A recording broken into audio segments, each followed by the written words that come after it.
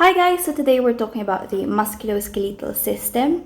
I'm gonna be honest, this is not one of my strongest points actually. I don't like the muscles and the bones, which is embarrassing because I am an athlete and I know that I should, appreciate muscles and bones more. But anyway, so for musculoskeletal system, the first thing that we need to know is the anatomy of the joints. So we need to distinguish between articular structures and extra-articular structures. Articular structures, they include and they concern the joints themselves.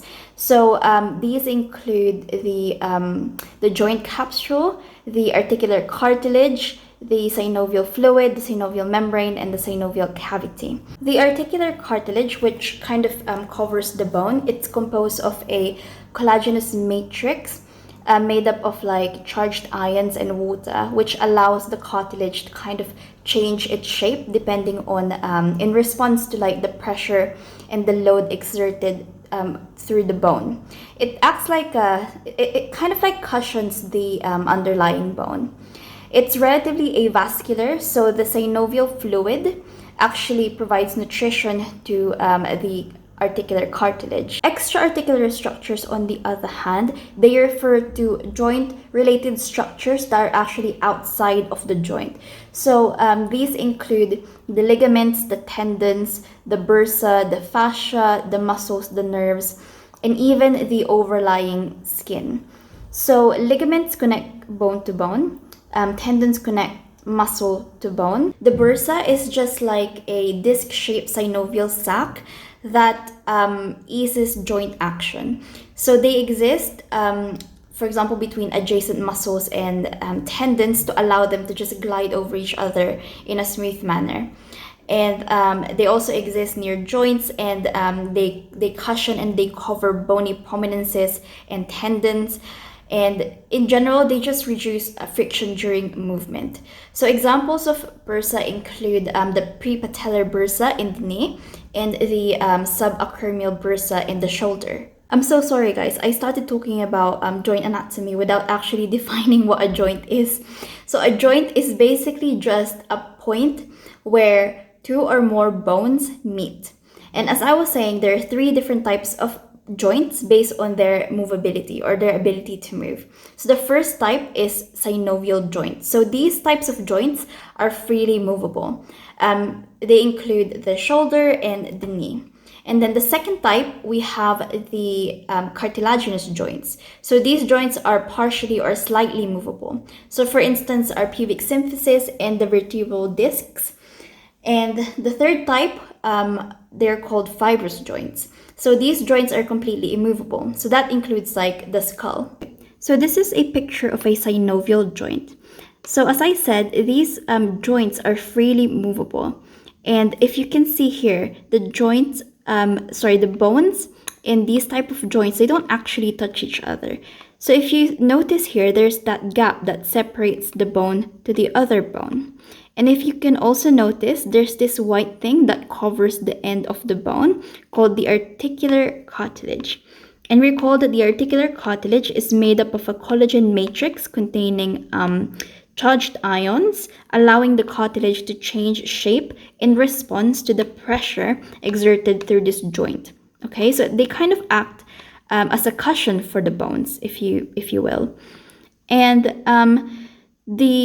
this is the synovial cavity, where we have the synovial fluid being made by the synovial membrane. So recall that the synovial fluid actually nourishes the articular cartilage, which is relatively avascular. Also, the joint here, it's surrounded by the joint capsule, which is then strengthened or reinforced by this ligament that connects bone to bone. Moving on to the second type of joints, we have the cartilaginous joints. So these types of joints are partially or slightly movable. So that includes the vertebral bodies in our spine, which is actually depicted in this picture. So if you notice, there's this disc, this fibrocartilaginous disc that separates the bony surfaces from each other. And at the center of that disc, we have the nucleus pulposus. And this basically just acts like a shock absorber between the bony surfaces. The third type of joint is called a fibrous joint.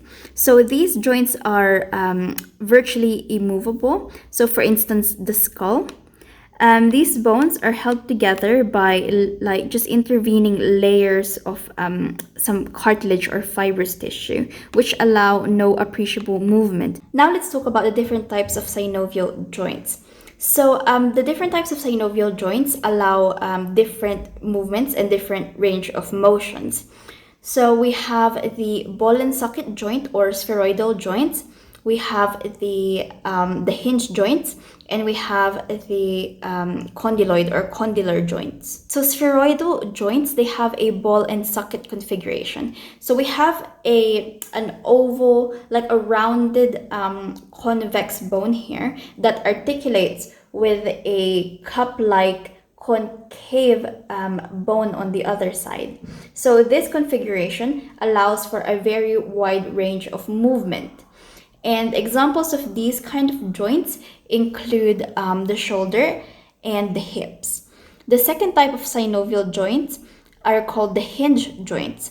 So the hinge joint, the articular surfaces are kind of flat, planar, and they can be slightly curved. They're actually kind of like molded into each other to allow movement just in one plane. So for instance, we have the elbow joint, which is a hinge joint. Similar with our knee as well. The third type of synovial joint is called condyloid or condylar joints.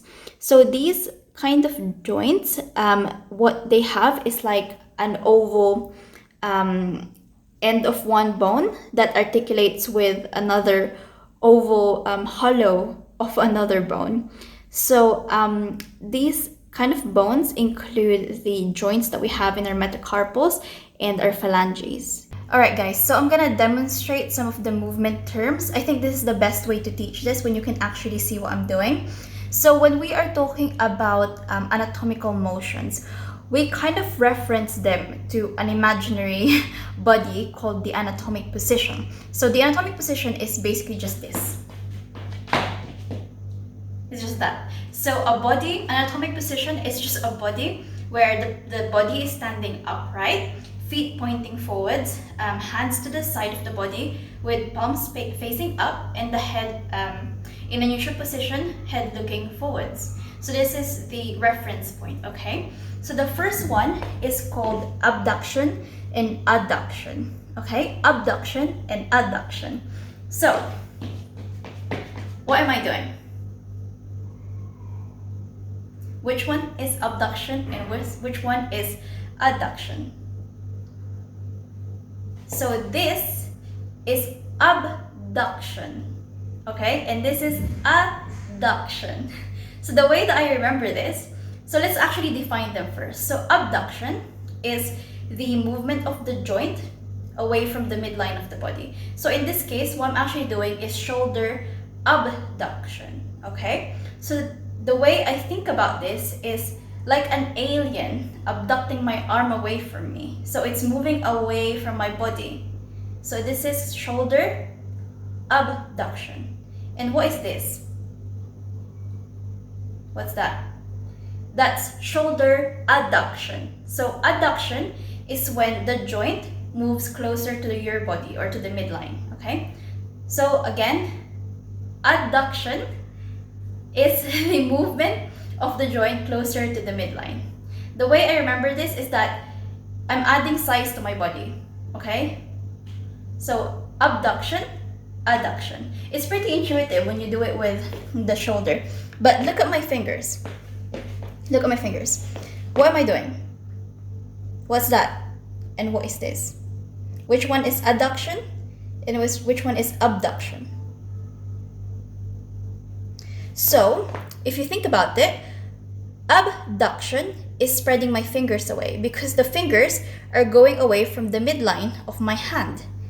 And adduction, I'm adding size to my hand, so the fingers are coming together. So abduction and finger adduction. So the next two motions are flexion and extension. Right, so show you this. What am I doing here? And what's this? Which one is flexion? Which one is extension? So flexion, I'm basically reducing the angle between the joints. So this is flexion because I'm reducing the angle between the two joints. And this is extension because I'm making the angle between the two joints much bigger, right? So with flexion and extension, it's pretty kind of intuitive with elbow and also with the knee. So this is flexion, decreasing the angle between two joints. Extension, increasing the angle between two joints. It's pretty intuitive, but you need to be careful because things can get confusing. So you have to distinguish between flexion and flexing. So, right, when I flexing is basically just putting tension in the muscle to contract them, yeah? So if I flex my biceps, for example, fair enough, I am flexing the elbow joint because I'm reducing the angle between the joints. But if you flex your quadricep muscles, right? So here I'm relaxed. This is me flexing. So what's actually happening is I am extending my knee joint because the angle is actually becoming bigger when you flex the quadriceps. So that's just a very important distinction, flexing and flexion. So flexion, again, is just reducing the angle between two joints. Flexing is just putting tension in the muscle to contract it. And extension is widening the angle between two joints. The next movements are internal rotation or medial rotation and external rotation or lateral rotation. So, just to demonstrate, okay. So here, what am I doing? And what am I doing here? Which one is internal rotation and which one is external rotation? So this is internal rotation and this is external rotation. So internal rotation is you're rotating it towards the medial side, and external is towards the external side or towards the lateral side. So that's pretty straightforward. Okay, how about this? For example, I'm seated. Right, no, don't. Pay attention to my hand, to my shoulder. So, what is this? And what's this? So this is internal rotation of my shoulder, and this is external rotation of my shoulder. This is going to the lateral side. This is going to the medial side or the internal side, yeah? So it's the same. It's the internal rotation of the shoulder and the external rotation of the shoulder. So pronation and supination. So what's this and what's this? Which one is pronation? Which one's supination? So this is actually supination. So the way I think about this is like you put your palms up as if you're asking for soup. Okay, I know it sounds dumb. It gets dumber than this. So this is supination. You're asking for soup, so palms facing up. What's dumber is pronation. This is the way I remember pronation. So think about, so pronation is this, right? Think about like professional pro football players. You know when they like, or rugby players, you know, before they start the game, they like put their hands together in like a pile and then they, I don't know, they say like, let's go. So that's how I remember pronation. Told you, it gets dumber. So supination, they're asking for soup. Pronation is like the pro rugby players or football players, before they start the game, they kind of like put their hands together like this. So we have a couple as well for the scapula. So I'm gonna face backwards, hope you can see. Right, so we have elevation, depression, protraction, retraction. So elevation, depression, protraction, retraction. So these are quite intuitive, so hopefully you don't need explanations for that. And then the last one is circumduction. So this is circumduction. I look so silly. You can do it with the hip as well, circumduction. So you're just making like a weird circle thing. So, and this can only happen in the shoulder and in the hip. So those are the different types of movements. And I hope I didn't look too silly. So now we'll continue with the difference between passive, active, and resisted motions. Let's continue with the 3 different types of motions or range of motions. So we have active motion. So active motion is when the patient moves that joint through their own efforts. And passive motion is when like the doctor helps them move that joint, or like a machine helps them move that joint. And resisted motion is when a resistance is being applied to the joint movement. So these are like very, very important terminologies and distinctions to make, because this would help us with our assessment.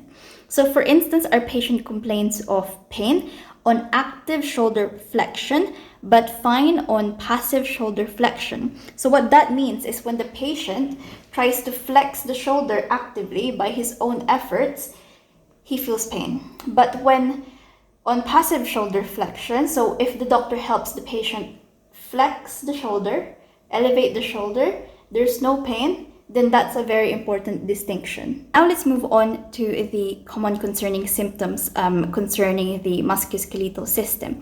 So the first one is obviously joint pain. And when we're assessing joint pain, we need to assess certain characteristics of the pain. So we need to establish if this is articular or extra-articular, if this is acute or chronic, if this is inflammatory or non-inflammatory, and if this is localized or diffused. So to assess articular or extra-articular joint pain, we need to ask the patient to point where exactly the pain is. And if there's only one joint involved, if the pain is localized in one joint, then we call this monoarticular. So causes of this can include injury or like monoarticular arthritis. If the pain involves 2 to 4 joints, then this is oligoarticular. If the pain involves several joints, like 4 or more joints, then this is polyarticular. If the pain, however, is extra-articular, it means that the pain is felt in the bones, in the muscles, in the surrounding tissues of the joint, like the bursa, the tendons, the ligaments, even the nerves, or even pain on the overlying skin. Generalized aches and pains in the muscles are called myalgias, and generalized aches and pains in the joint are called arthralgias. So this is without the evidence of arthritis, okay? So this is just pain in the joint without any evidence of arthritis. So how do we actually assess whether the joint pain is articular or extra-articular? So we can assess the range of motion, whether it's passive or active, which one is diminished or decreased. So in articular joint pains, both the active and the passive range of motion would be decreased.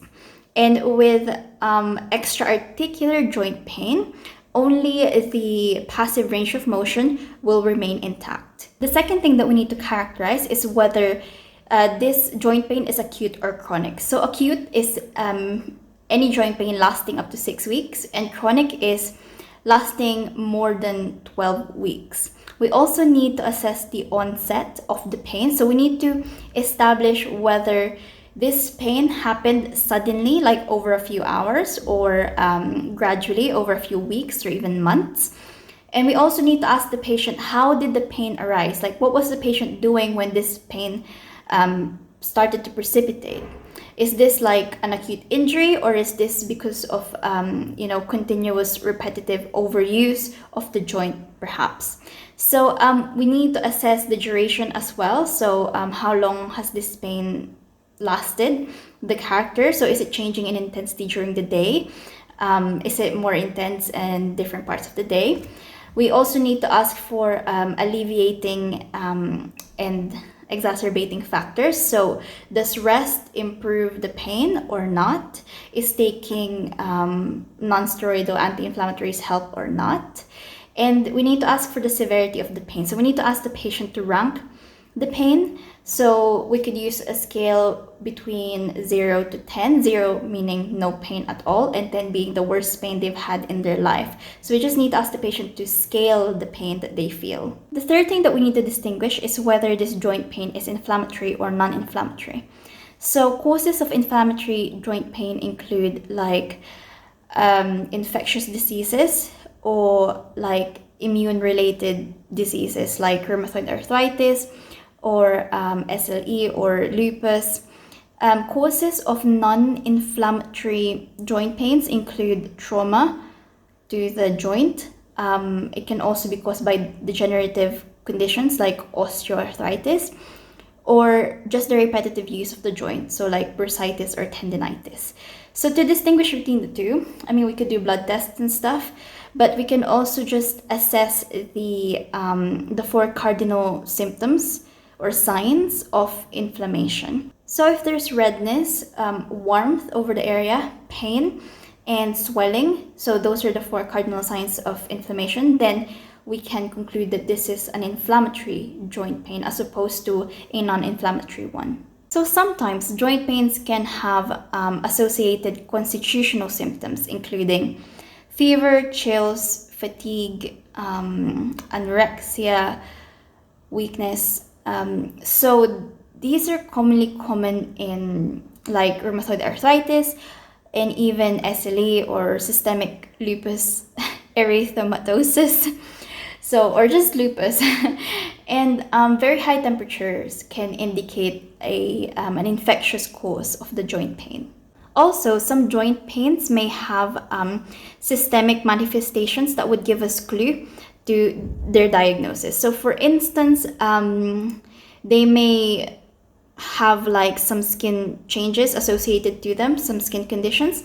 So for instance, butterfly rashes on the cheek may indicate or may point towards SLE or systemic lupus erythematosus, and like scaly plaques on extensor surfaces of the body, like the back of the elbow or the front of the knee, may indicate psoriatic arthritis. Also, they may have like some lung conditions associated to them. So rheumatoid arthritis may have presentations like oral ulcerations or even interstitial lung disease and pneumonitis. The second common concerning symptom in the musculoskeletal system is neck pain. And neck pain is often self-limited, so you have to ask the patient if the pain is radiating to the arms, is there any associated arm weakness, arm numbness, any paresthesias, so things like that. And then the third common concerning symptom is back pain. So back pain we can categorize, categorize into 3.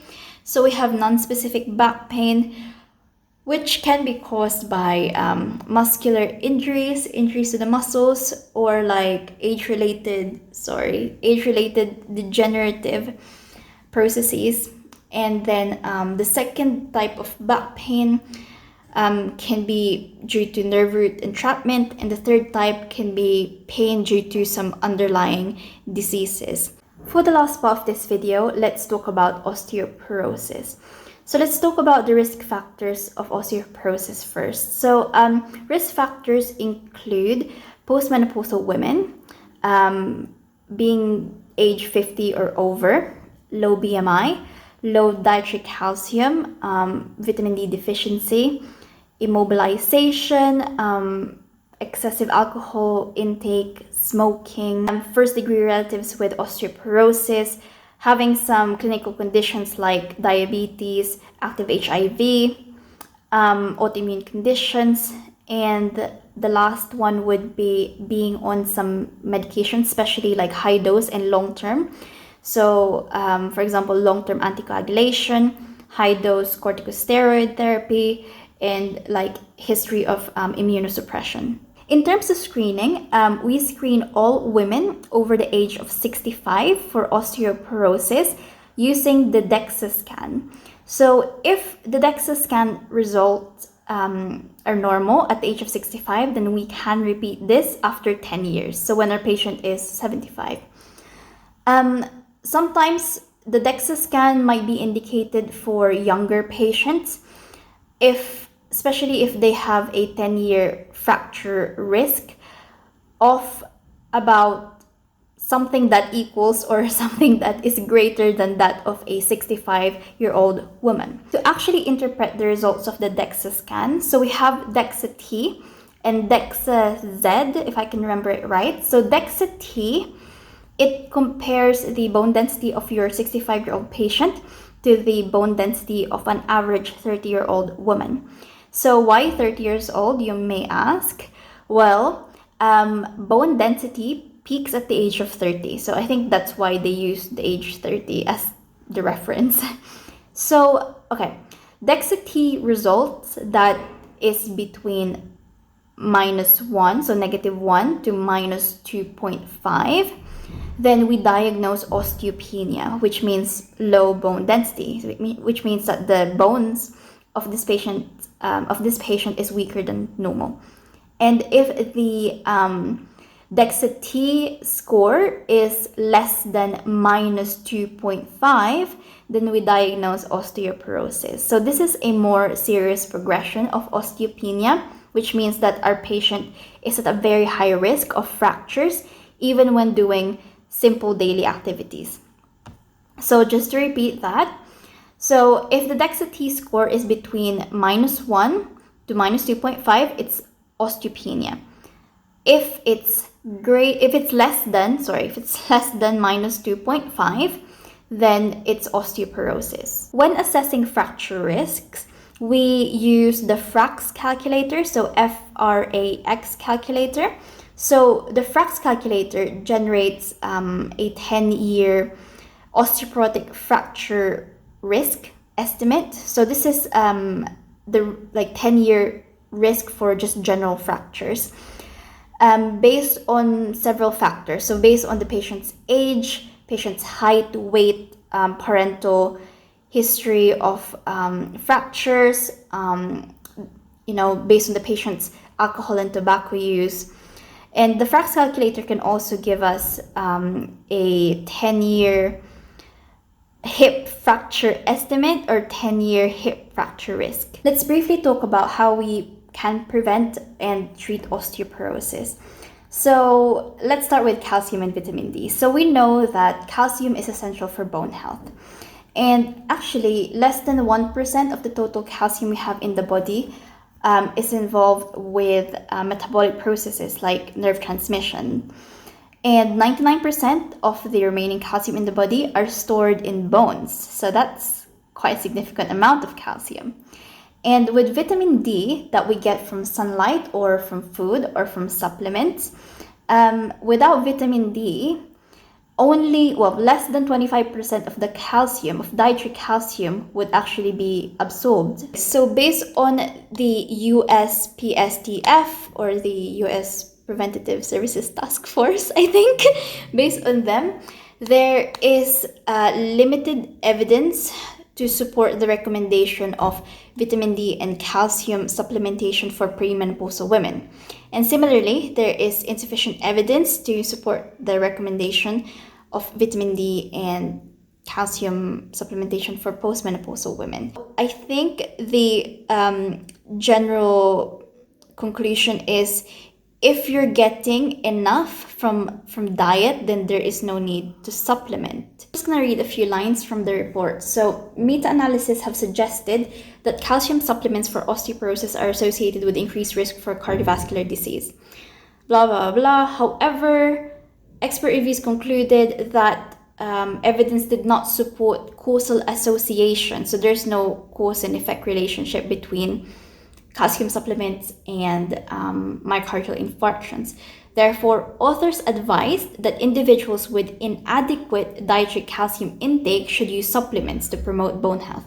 So I think the recommendation of taking supplements only applies to those with inadequate dietary intake. So I think that's the message. Okay. And it says combined calcium and vitamin D supplementation is associated with slightly increased risk for kidney stones. Okay. No studies have reported harm associated with calcium intake from dietary sources. Okay, so it's saying that vitamin D and calcium supplementation combined is associated with slightly increased risk for kidney stones. But if you get vitamin D and calcium from dietary sources, there's no harm reported. There are two main forms of calcium supplements. So there is calcium carbonate and calcium citrate. Calcium carbonate is a lot cheaper than calcium citrate, but it must be consumed with food. Calcium citrate, on the other hand, might be easily absorbed for people with less stomach acid, and it can be consumed without food. Calcium absorption depends on how much is taken at one time. And actually, at higher doses, the absorption diminishes. So we need to counsel our patients to take 500 mg of the calcium supplement during two different times of the day, like two separate occasions during the day. In terms of treatments, we have two main groups of treatments. So we have the anti-resorptive agents and we have the anabolic agents. So anti-resorptive agents include bisphosphonates and calcitonin. So these drugs work by inhibiting the osteoclast activity. So actually, research has been shown that they significantly reduce the risk of vertebral fractures in postmenopausal women. And in fact, bisphosphonates are the first-line treatment for osteoporosis. The second type of medications that we can give to patients with osteoporosis are anabolic agents. So for instance, parathyroid hormone. So parathyroid hormone has an anabolic effect on the bones. So they kind of promote bone formation. So they act primarily on the osteoblasts. But the problem with them is that they require subcutaneous administration and they require monitoring for hypercalcemia. So parathyroid hormone is reserved only for patients with severe osteoporosis and for those patients who have failed or not tolerated the other therapies very well.